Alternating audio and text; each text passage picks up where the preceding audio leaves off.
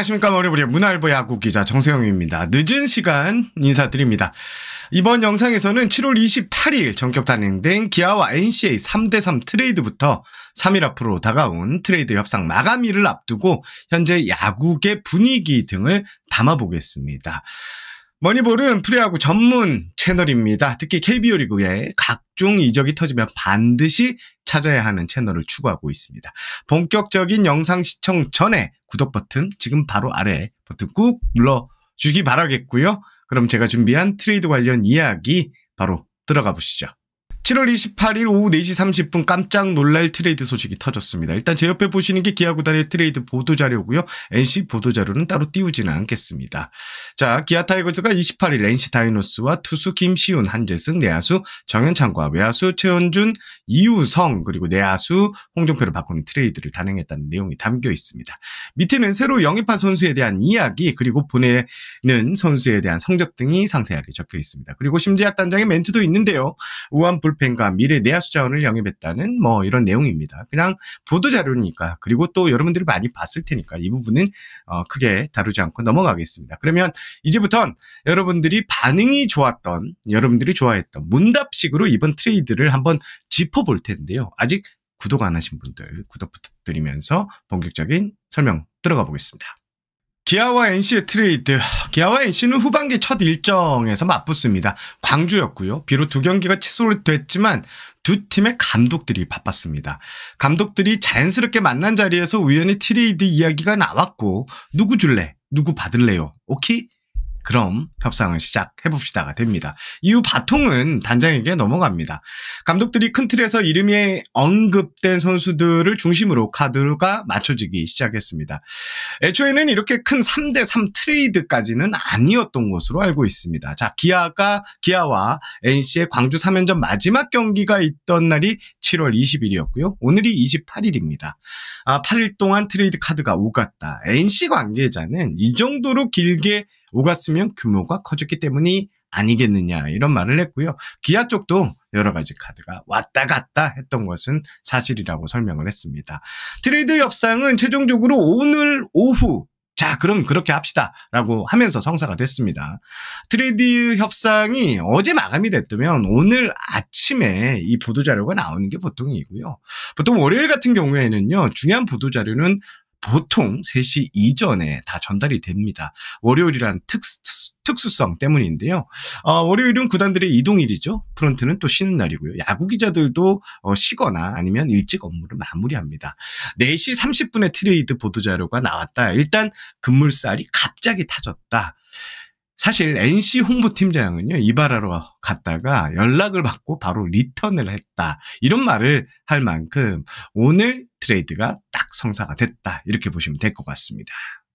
7월 28일 오후 8시에 방송된 비하인드 제가 출연하고 있죠. 여기서도 제가 얘기를 했지만 현재 트레이드 시장은 이번 트레이드를 앞두고 기아가 불펜 투수를 찾고 있다는 소문이 컸고요. 기아가 트레이드에 나설 것이라는 이야기가 들렸습니다. 그 내용을 제가 비하인드에서 좀 전달을 했었고요.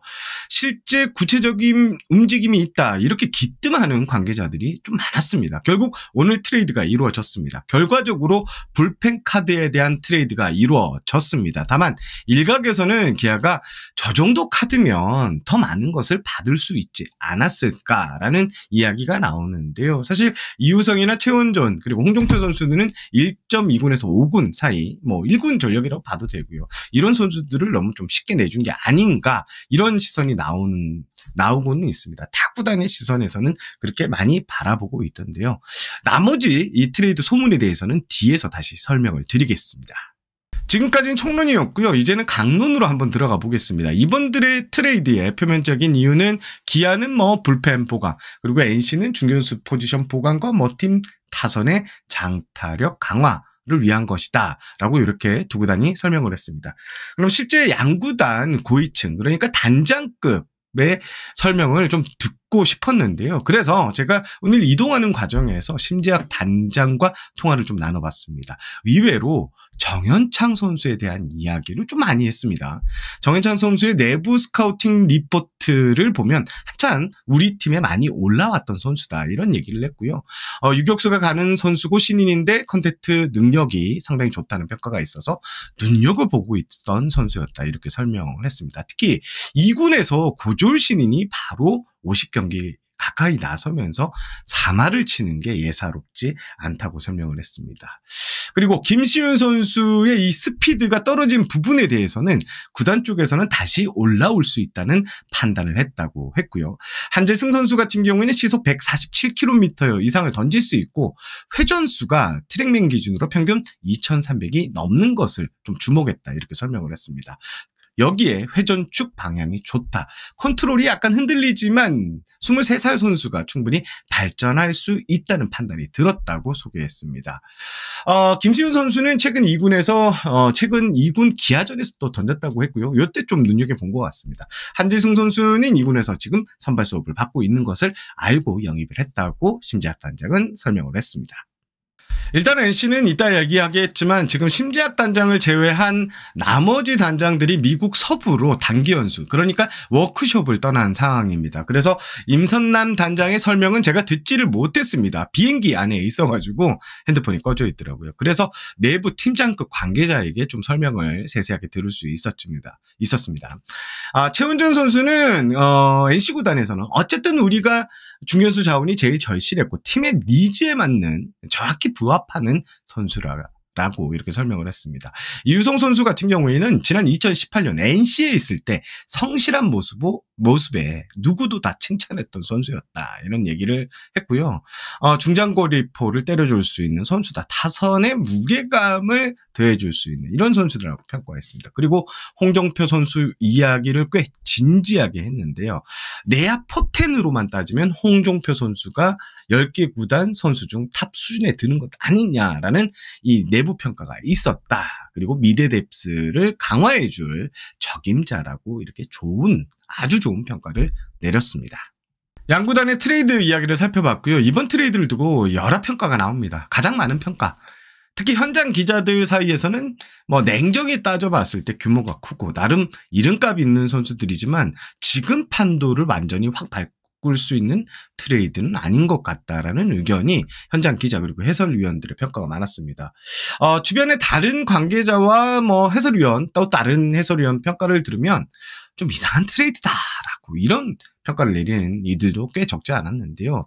팬들도 이번 트레이드 같은 경우에는 한 팬이 질서 트레이드 아니냐 이런 얘기를 하는 모습을 제가 볼 수 있었습니다.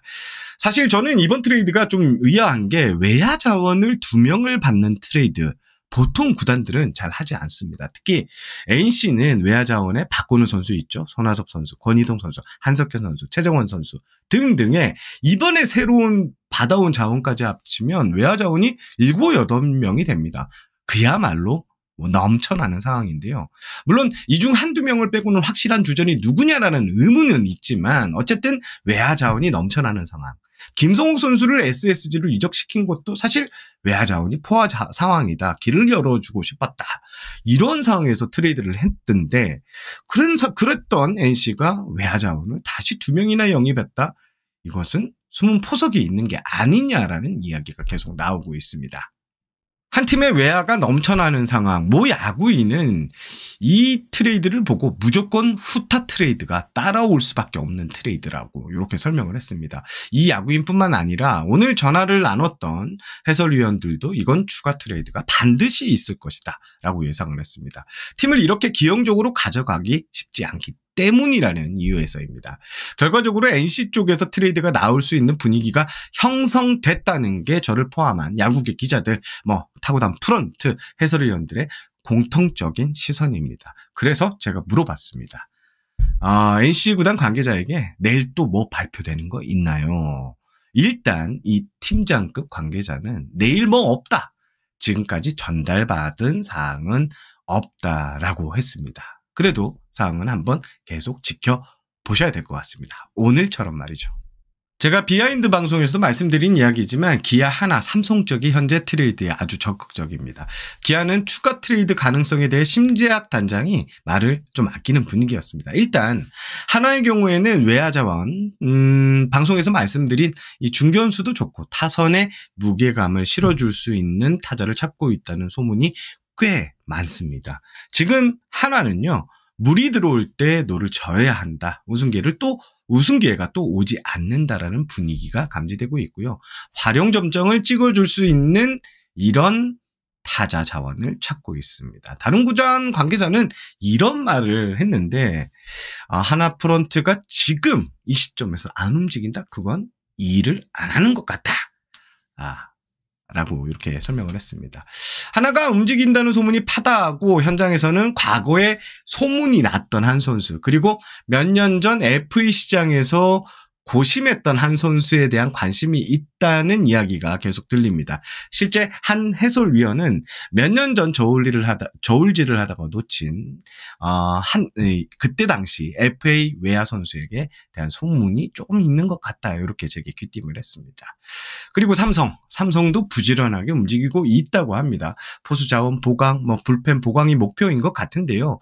이종렬 단장이 지금 여기저기 많이 알아보고 있지만 삼성의 불펜을 좀 확 높여줄 수 있는 이런 카드를 당장 찾기에는 좀 쉽지 않은 것 같다. 특히 불펜이 넘쳐나는 한 팀이 너무 높은 가격을 부른다는 이런 소문이, 서로 카드가 맞지 않는다, 이런 소문이 나돌고 있습니다. 상대적으로 LG 같은 경우에는요, 트레이드 움직임이 없다던 게 타구단에서 이런 나오는 이야기고요. 제가 한 게 아닙니다. 예. 그리고 키움 같은 경우에는 비하인드 방송에서 말씀드린 대로 이장석 전 구단주 이야기가 좀 화두에 오르면서 뭔가 쉽지 않은 이야기, 트레이드가 쉽지 않을 것 같다라는 이야기가 나오고 있습니다. 물론 비하인드 방송에서 오주원 코치의 말대로 키움은 이런 상황에서도 트레이드를 했으니 무조건 아니다라는 말은 못할 것 같습니다. 중견수 자원이 매물로 나올 수 있다, 이런 이야기도 심심찮게 나오고는 있습니다. 자, 어쨌든 지금 미국에서 단장들이 모여 있는 상황입니다. 그리고 현재 트레이드를 하겠다는 구단들이 있는 상황입니다. 7월 31일 트레이드 마감까지는 무조건 한 건 이상 트레이드가 나올 것이라는 게 야구계의 전반적인 시선입니다. 물론 이 트레이드는 참 생물과 같습니다. 소문이 많이 나기도 하지만 실제 성사되어야지만 성사됩니다.